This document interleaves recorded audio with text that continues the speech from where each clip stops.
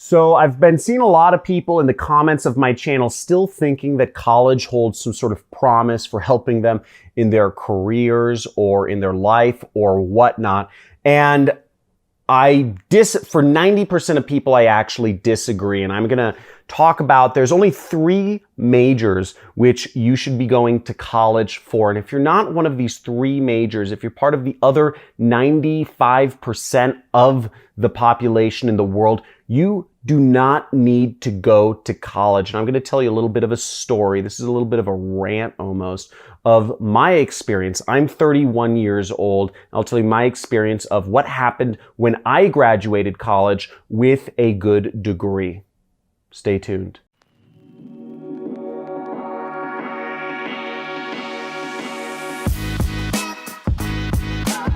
Hey, so I'm John, and if you haven't heard about me before, I teach other people to start their online businesses, and I've been doing YouTube for a number of years now, and I continually see in the comments of my channel people still believing that college is a way to make money, and I absolutely disagree. And this video is a little different from what I usually make because I actually just want to talk to you and explain what college is really useful for and who should be going to college and who should not be, because most people should not be going to college. And I'd love to hear from you. If you could comment in the comments below, how old are you? Let me know in the comments below. Are you 16, 17, and are you in college or are you considering going to college? Because I'd really like to understand where your head's at. If you're 16 and you're saying, I'm going to college, let me know. To start off with, let me start with kind of my background. I graduated college in 2010, and I graduated college with a marketing degree. I went to California State University of Northridge. And while I had, I had an all right time in college, I did a lot of, I had 7 internships. I was working the whole time through college. I had 7 internships by the time I graduated college. I was in a fraternity and all that stuff. I had a lot of fun, but college does not help or did not help me in my marketing career. Everything I learned about marketing and sales and negotiation and management, it all came from personal experience, either in my job or working for myself. And most of it came working for myself and one particular boss that I had. What's really baffling to me is all of my friends who graduated college, they graduated around the same year as I did, 2010. And very, very, very few of them ever ended up in a career that they majored in, or did they get a job because of whatever they majored in. All my friends who got good jobs ended up getting them because of personal connections, and that it had nothing to do with their major. It had nothing to do with the fact that they graduated college. It had everything to do with that this was something they pursued, on the side, or, they were already, they were running my friend Will, for instance, he was creating, I think he may have dropped out of college. He was creating games just for fun on a site called newgrounds.com. And he was able to get a really good job working for an amazing video game company because he was just creating games for fun. And he showed that company, he said, oh, here's a little game I created on Flash. And they were like, whoa, this is cool. This is original. This is creative. This is fun. And they gave him a job. My friend Arturo, he got a job because he was interested in Facebook ads, and he was running, he was checking out and learning Facebook advertising on the side. And it had nothing to do with the major he had in college. And those are my 2 friends with good jobs. My friends who are the most successful are all entrepreneurs. They're making 7 figures or 8 figures a year. So maybe I'm crazy and maybe I'm biased and maybe my experience has no representation of what the reality of the situation is, but I believe the whole college system is messed up. I believe our education system is messed up, and the prices are going up. The only industry in the world right now where the prices go up every year and the service gets less efficient is education. This TV gets cheaper every single year to buy, a 32-inch TV. Now, The three majors that you absolutely should be going to college for, there's three of them, and only 5% of, this only applies to 5% of the population of college students, is law. If you're going to be a lawyer or something, you need to have a law degree. That's obvious. If you're going into medical or becoming a doctor, again, you become a dentist or a doctor, you need a medical degree. You need that foundation. You're dealing with people's lives here. And the third one is engineering. You know, engineering, again, you're dealing with people's lives. When you construct buildings, you're dealing with big things. And when you're a junior engineer or whatever, you're not really constructing building. You're working for somebody else and everything's checked anyways. But the point being, you know, in other countries, you hear about buildings collapsing and killing tons of people, and you don't want that to happen. But those are the only three careers where you need to go to college. Everything else, business, or even some colleges are offering today entrepreneurship degrees. I mean, isn't that an oxymoron? If you are going to college for an entrepreneurship degree, it doesn't make sense. Entrepreneurship by its nature is actually just doing it. Entrepreneurship has nothing to do with, you know, taking tests or following the rules or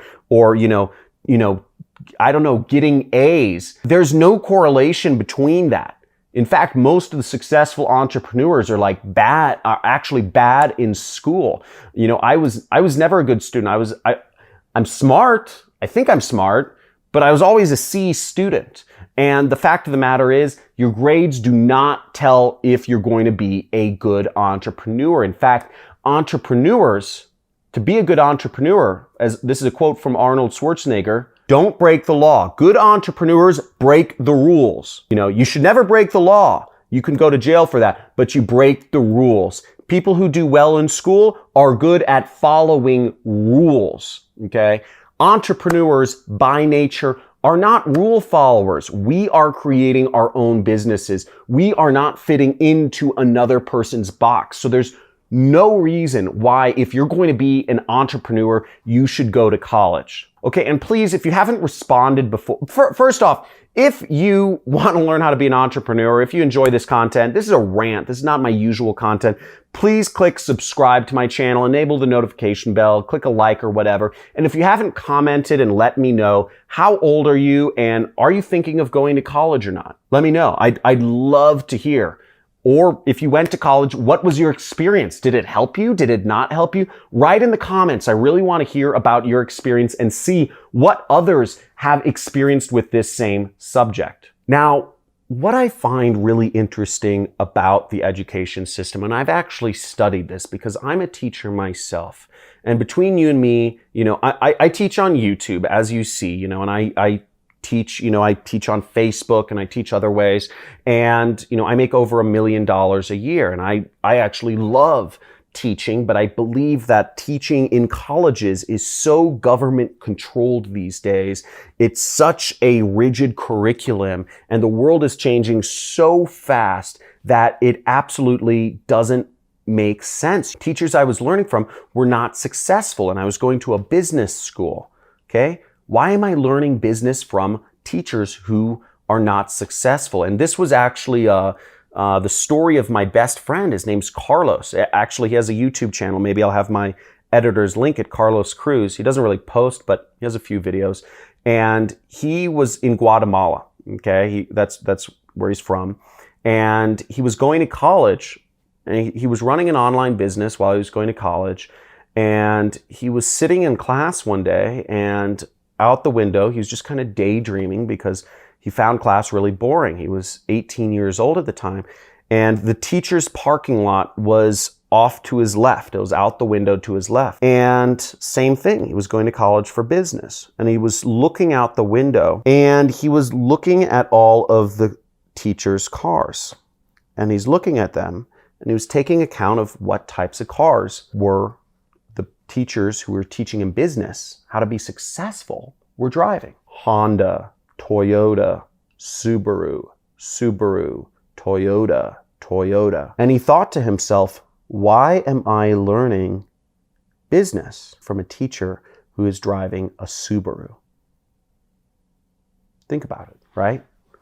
Why Are you learning business from somebody who's driving a Subaru? And they're not driving a Subaru by choice. They're driving a Subaru because they can't afford a BMW or a Ferrari or a Lamborghini or whatever that is. It doesn't make sense. And what Carlos did was that day, he actually just got up in the middle of class. He said, screw this.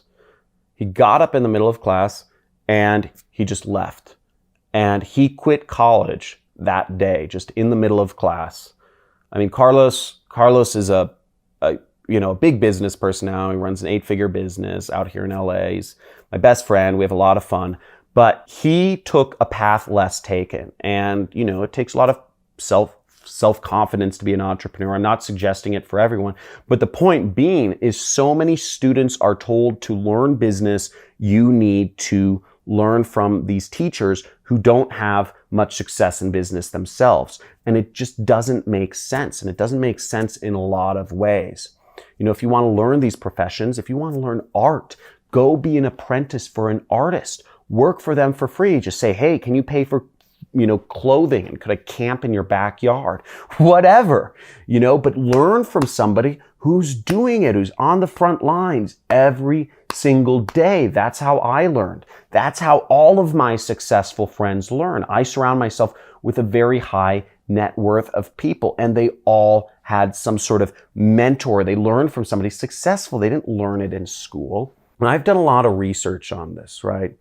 I gave a talk at Burning Man last year about the history of education. The history of education, how our education system came to be. Have you ever wondered what the history of education is? Have you ever wondered if people 150 years ago all went to school or university or elementary school? They didn't. 200 years ago, people didn't go to school. People weren't required to go to school. The whole concept of mandatory or what's called compulsory schooling in this society, in the world, is actually a very new concept. And it came about 150 years ago. Now, I'm going to go a little bit off on a little bit of a tangent. For those of you who don't want to go into the history of education system, but you enjoyed this talk so far, please subscribe, like, and check out some of my entrepreneurship content. I hope to motivate you to become, to work for yourself, to follow the path of freedom. But for those of you who are actually interested in kind of the history of what I might call brainwashing or manipulation, stick around, because I'm going to give you a little bit of the insight into the research I've done into this really messed up, I'd use a bad word here, but YouTube wouldn't want me to, really messed up system that has taken away original thought and creativity in our society. And there's an agenda, but I won't go into conspiracy theories here. I'll just talk about facts. Now, the facts are that the main way of schooling, universities came about 1,000 years ago, okay? Each society around Europe, in Spain, I believe it was, Madrid. In England, it was Cambridge. In France, it was Paris. In Germany, it was Cologne. In Italy, it was, I forget the city, but it was one of them. Each of the countries, each of the major language areas had a city where the upper middle class or the upper class would send their youth. They'd give them some money, a couple, 20, 30,000 bucks. They'd say, go find a teacher and learn, okay? Learn weights and measurements, or learn to be a priest, or learn to be a shipbuilder. Whatever it is, go to learn to be a merchant, whatever it was, a bricklayer, stonemason. They'd send their kids out to learn from teachers, sort of like we do today, right? Send a kid off to college, learn a skill. But in those days, that you would actually learn a trade, and you'd go into the actual trade, or you'd apprentice for somebody in a trade. It was more kind of less theoretical and more action-based, right? But it was never compulsory. Schooling, elementary school, grammar school, preschool, all of these things, those weren't around. You didn't have those. So what made the change to where everybody is required to sit in neat little rows of desks, learn the same top-down dictated versions of history and English language and sociology, anthropology, everything, right? Where was that change made where that became normal? Now, this is the messed up thing. It actually came from the Prussians who became the Nazis. Our school system came from Nazis. And how it came about was actually in the middle 1800s, after the French defeated the Germans or the Prussians in a war. And this is all history, and you can look this all up. After the Germans lost the war to the French, the Germans vowed never to lose another war again. They said, we will not be beaten in a war against the French. And because the French were the most powerful country at the time in Europe. But what the Germans did was they chalked up their loss to the fact that all of these different little factions, these kingdoms in Germany, they weren't working well together. They weren't communicating well together because they all spoke slightly different dialects of German, and they all had different histories, and they all had different allegiances. They all had different things they cared about. They were loyal to their region, not to the overall country. And what they instituted was a mandatory or compulsory schooling across all of the German territories to essentially brainwash, or sorry, I shouldn't use the word brainwash, to educate everyone on the same version of history, in the same dialect of German, on the same sociology, and give everyone the same singular identity and obedience to the capital rather than obedience to their state. And what ended up happening was you got some good things and bad things. On one hand, you got the most educated, the most scientifically advanced country in the entire world. The Germans invented rockets. The Germans invented air conditioning. The Germans invented submarines. The Germans invented, all these, jet engines. The Germans invented all of these amazing, they became the most powerful nation in the world. And they took over almost all of Europe because they were the most technologically advanced, but they didn't think for themselves. And they killed, not all the Germans were evil, but they killed without question. The Jewish genocide, etc. And you got a population of people who were very smart, but could not think for themselves. And America took the same model of education. I forget the exact name of the person, but they sent a delegation over to Germany around the 20s or 1910s. We took the same model of education to unify our disparate states because we had the same issue. We had lots of different states with lots of different dialects of English or languages or religions. And we took the same concept that the Germans took and implemented it ourselves to create a unified United States that had a singular identity, a singular history, and a singular allegiance, an identity as Americans. Now, why do I tell you this? I tell you this because I want you to think for yourself. I tell you this because I want you to question what you're being taught. I'm telling you this because I've continually questioned what is real throughout my life. Now, I'm not going to go into my crazier conspiracy theories, but the fact of the matter is, education is not built to help you think for yourself. The only person who can help you think for yourself is you. So understanding the history of education, don't buy into this system hook, line, and sinker. It has its uses. Learning is something that has been around since the dawn of time, and it's a very useful thing. Continual learning is definitely the path to success. But if you don't question the reason why you're doing something, and I see so many college students, I see so many young people going to college completely blind simply because they are directionless, confused and they don't know what they want to do, that I think it's a major moral failing of our society. And I believe something needs to be done about it. And hopefully this video reaches a few of you. Now, let me know in the comments what your thoughts are. Am I crazy? Am I totally nuts? You know, or is there some truth to this? So let me know in the comments. Let me know why. If you think I'm totally nuts, let me know in the comments, but tell me why. Or if you think there's some truth to it, let me know. But talk to you soon. Make sure if you like this video, share it with others, because I believe others need to hear about this content. Share this video with as many people as you can, or on your Facebook if it helps, if you believe it will help somebody else. Talk soon. Thanks for watching.